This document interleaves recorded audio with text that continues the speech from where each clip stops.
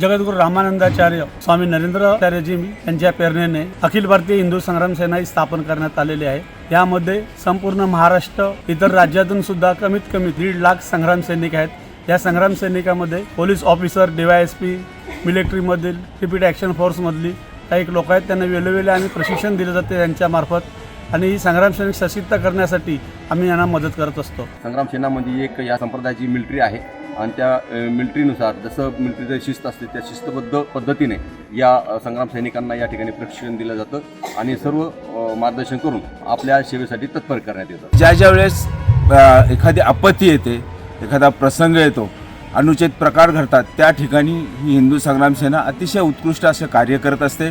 आपण पाहिलं असेल, ज्यावेळेस महापूर आला होता त्यावेळेस लोकांच्या घरामध्ये सगळीकडे घाण वगैरे साचलेली होती, तिथे जाऊन अतिशय उत्कृष्ट कार्य हिंदू संग्राम सेनेच्या माध्यमातून झालेलं आहे। ही सर्व संकल्पना जगद्गुरू रामानंदाचार्यजींच्या माध्यमातून तयार झालेली आहे, कानिफनाथ महाराजांच्या माध्यमातून तयार झालेली आहे। इथे आपत्कालीन परिस्थितीवर कसं नियंत्रण करायचं किंवा चोरी वगैरे घडू नये, याचे असे अपप्रकार घडू नये आणि जर घडले तर ते कसे नियंत्रणात आणावे याचं प्रशिक्षण दिलं जातं।